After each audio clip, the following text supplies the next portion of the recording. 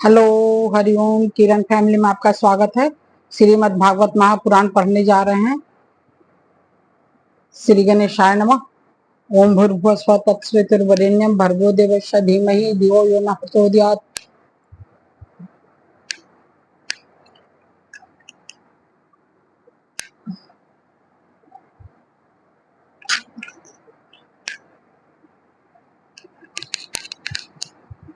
श्री राधा कृष्णाभ्याम नमः। श्रीमद् भागवत महापुराण द्वितीय खंड।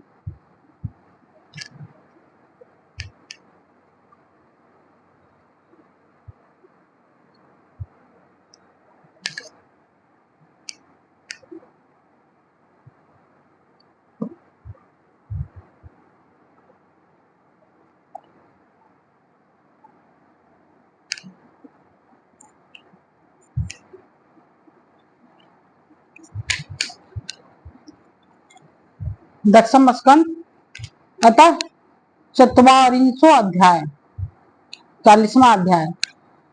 अक्रूर जी के द्वारा भगवान श्री कृष्ण की स्तुति। अक्रूर जी बोले, प्रभु आप प्रकृति आदि समस्त कारणों के परम कारण हैं। आप ही अविनाशी पुरुषोत्तम नारायण हैं तथा आपके ही नाभि कमल से उन ब्रह्मा जी का आविर्भाव हुआ है जिन्होंने उस चराचर जगत की सृष्टि की है। मैं आपके चरणों में नमस्कार करता हूँ। पृथ्वी, जल, अग्नि, वायु, आकाश, अहंकार, महतत्व, प्रकृति, पुरुष, मन, इंद्रिय, संपूर्ण इंद्रियों के विषय और उनके अधिष्ठान देवता, यही सब चराचर जगत तथा उसके व्यवहार के कारण हैं। और ये सब के सब आपके ही अंग स्वरूप हैं। प्रकृति और प्रकृति से उत्पन्न होने वाले समस्त पदार्थ इदम वृत्ति के द्वारा ग्रहण किए जाते हैं, इसलिए ये सब अनात्मा हैं। अनात्मा होने के कारण जड़ हैं और इसलिए आपका स्वरूप नहीं जान सकते, क्योंकि आप तो स्वयं आत्मा ही ठहरे। ब्रह्मा जी आप अवश्य ही आपके स्वरूप है, परंतु वे प्रकृति के गुण रज से युक्त हैं, इसलिए वे भी आपकी प्रकृति का और उसके गुणों से परे का स्वरूप नहीं जानते।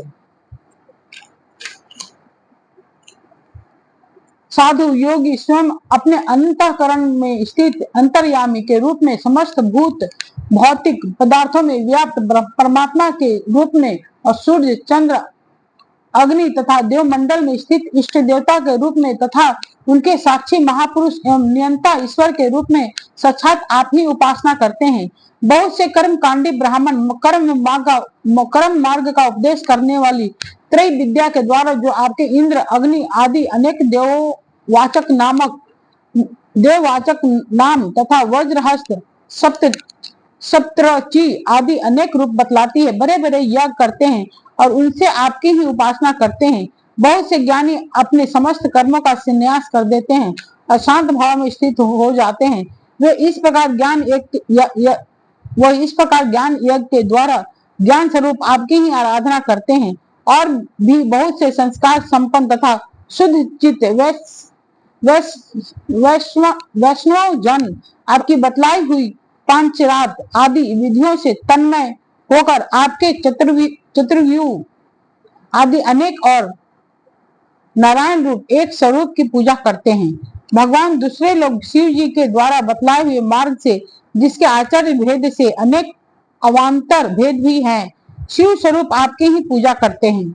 स्वामी, जो लोग दूसरे देवताओं की भक्ति करते हैं और उनसे आपसे भिन्न समझते हैं, वे सब भी वास्तव में आपकी ही आराधना करते हैं, क्योंकि आप ही समस्त देवताओं के रूप में हैं और सर्वेश्वर भी हैं।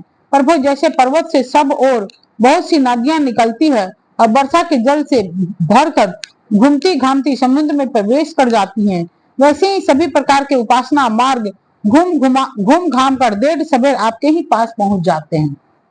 प्रभु, आपकी प्रकृति के 3 गुण हैं, सत्व, रज और तम। ब्रह्मा से लेकर स्थावर पर्यंत संपूर्ण चराचर जीव प्राकृत हैं और जैसे वस्त्र सूत्रों से ओतप्रोत रहते हैं, वैसे ही ये सब प्रकृति के उन गुणों से ओतप्रोत हैं।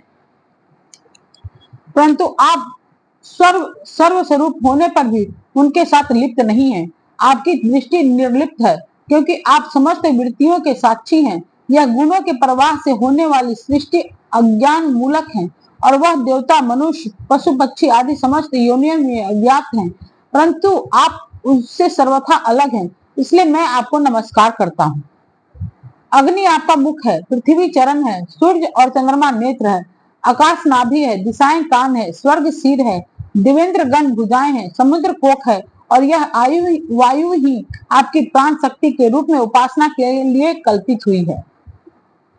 वृक्ष और औषधियां रोम है, मेघ सिर के केस हैं, पर्वत आपके अस्थि समूह और नख हैं, दिन और रात पलकों को खोलना और नीचना है, प्रजापति जनेन्द्रिय है और वृष्टि ही आपका वीर्य है। अविनाशी भगवान जैसे जल में बहुत से जलचर जीव और गुल्लड़ के फलों में नन्हे नन्हे कीट रहते हैं, उसी प्रकार उपासना के लिए स्वीकृत आपके मनोमय पुरुष रूप में अनेक प्रकार के जीव जंतु से भरे हुए लोक और उनके लोकपाल कल्पित किए गए हैं। प्रभु आप क्रीड़ा करने के लिए पृथ्वी पर जो जो रूप धारण करते हैं, वे सब अवतार लोगों के शोक मोह को धो बहा देते हैं, फिर भी सब लोग बड़े आनंद से आपके निर्मल यश का गान करते हैं। प्रभु आपने वेदों, ऋषियों और सुदियों और सत्यव्रत आदि की रक्षा दीक्षा के लिए मत्स्य रूप धारण किया था और प्रलय के समुद्र में स्वच्छंद विहार किया था। आपके मत्स्य रूप को मैं नमस्कार करता हूँ। आपने ही मधु और कैटभ नाम के असुरों का संहार करने के लिए हयग्रीव अवतार ग्रहण किया था, मैं आपके उस रूप को भी नमस्कार करता हूँ। आपने ही वह विशाल कच्छप रूप ग्रहण करके मंदराचल को धारण किया था, आपको मैं नमस्कार करता हूँ। आपने पृथ्वी के उद्धार की लीला करने के लिए बड़ा रूप स्वीकार किया था, आपको मेरा बार बार नमस्कार है।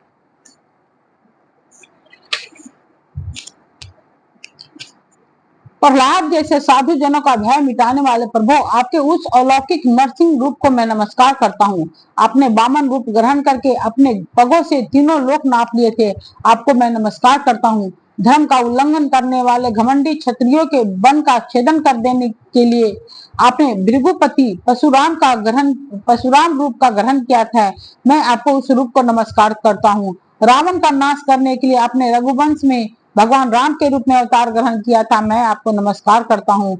वैष्णव जनों तथा यदुवंशियों का पालन पोषण करने के लिए आपने ही अपने को वासुदेव, संकर्षण, प्रद्युम्न आदि और अनिरुद्ध इस चतुर्वयु के रूप में प्रकट किया है, मैं आपको बार बार नमस्कार करता हूँ।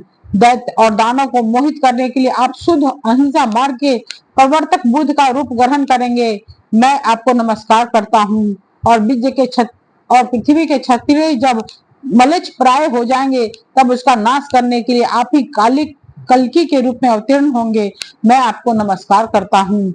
भगवान ये सब के सब जीव आपकी माया से मोहित हो रहे हैं और इस मोह के कारण यह मैं हूँ और यह मेरा है, इस झूठे दुराग्रह में फंसकर कर्म के मार्गों में भटक रहे हैं।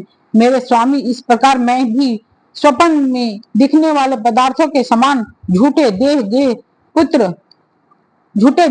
पत्नी, पुत्र और धन स्वजन आदि को सत्य समझकर उन्हीं के मोह में फंस रहा हूँ और भटक रहा हूँ। मेरी मूर्खता तो देखिए प्रभु, मैंने अनित्य वस्तुओं को नित्य, अनात्मा को आत्मा और दुख को सुख समझ लिया।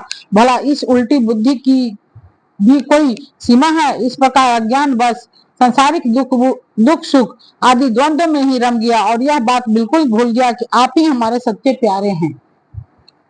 जैसे कोई अनजान मनुष्य जल के लिए तालाब पर जाए और उसे उसी से पैदा हुए शिवार आदि घासों से ढका देखकर ऐसा समझ ले यहाँ जल नहीं है, तथा सूर्य की किरणों में झूठ मूठ प्रतीत होने वाले जल के लिए मृग तृष्णा की ओर दौड़ पड़े, वैसे ही मैं अपनी ही माया से छिपे रहने के कारण आपको छोड़कर विषयों में सुख की आशा से भटक रहा हूँ। मैं अविनाशी अक्षर वस्तु के ज्ञान से रहित हूँ, इसी से मेरे मन में अनेक वस्तुओं की कामना और उनके लिए कर्म करने की संकल्प उठते ही रहते हैं। इसके अतिरिक्त ये इंद्रियां भी जो बड़ी प्रबल और दुर्दमनीय है, मन को मत कर बलपूर्वक उधर उधर घसीट ले जाती है। इसलिए इस मन को मैं रोक नहीं पाता। इस प्रकार भटकता हुआ मैं आपके उन चरण कमलों की छत्र छाया में आ पहुंचा हूँ जो दुष्टों के लिए दुर्लभ है। मेरे स्वामी, इसे भी मैं आपका कृपा प्रसाद ही मानता हूँ, क्योंकि पद्म नाम जब जीव के संसार से मुक्त होने का समय आता है, तब सत्पुरुषों की उपासना से चित्त वृत्ति आप में लगती है प्रभु आप केवल विज्ञान स्वरूप हैं, विज्ञान घन है। जितनी भी प्रतीतियां होती हैं, जितनी भी वृत्तियां हैं, उन सबके आप ही कारण और अधिष्ठान हैं। जीव के रूप में एवं जीवों के सुख दुख आदि के निमित्त काल कर्म स्वभाव तथा प्रकृति के रूप में भी आप ही हैं तथा आप ही उन सबके नियंता भी हैं। आपकी शक्तियां अनंत हैं, आप स्वयं ब्रह्म हैं। मैं आपको नमस्कार करता हूँ प्रभु, आप ही वासुदेव, आप ही समस्त जीवों के आश्रय संकर्षण हैं तथा आप ही बुद्धि और मन के अधिष्ठात्र देवता ऋषिकेश प्रद्युम्न और अनिरुद्ध हैं। मैं आपको बार बार नमस्कार करता हूँ प्रभु, आप मुझ शरणागत की रक्षा कीजिए। इति श्रीमद्भागवते महापुराणे परमहंस्यां संहितां दशम स्कंधे पूर्वाधे अक्रूर स्तुतिर नाम चत्वारिंशो अध्याय।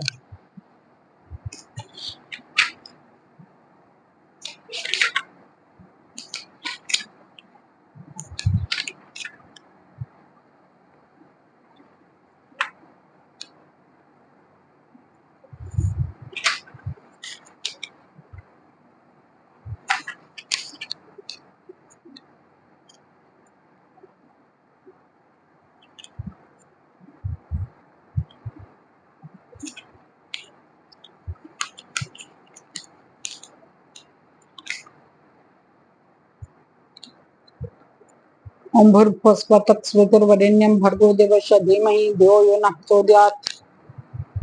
ठीक है दोस्त, हरिओम।